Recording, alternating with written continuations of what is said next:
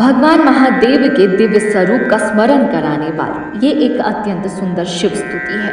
कहा जाता है कि सच्ची श्रद्धा और शांत मन से भगवान शिव का स्मरण करने से मन को शांति, सकारात्मकता और शक्ति का अनुभव होता है।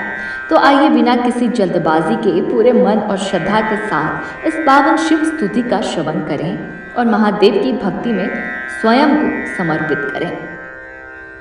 नागेन्द्रहाराय त्रिलोचनाय भस्मांगरागाय महेश्वराय नित्याय शुद्धाय दिगंबराय तस्मै नकाराय नमः शिवाय।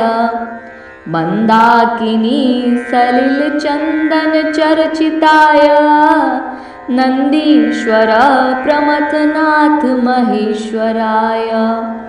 मंदार पुष्प बहुपुष्प सुपूजिताय तस्मै मकाराय नमः शिवाय। शिवाय गौरी बदनाब्ज वृंद सूर्याय दक्षाध्वरनाशिकाय श्रीनीलकंठाय वृषध्वजाय तस्मै शिकाराय नमः शिवाय।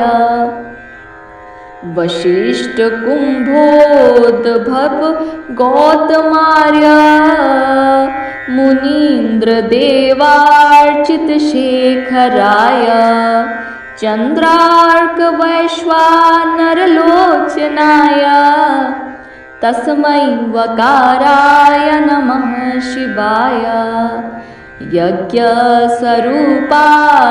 जटाधराय पिनाकहस्ताय सनातनाय दिव्याय देवाय दिगंबराय तस्मै यकाराय नमः शिवाय।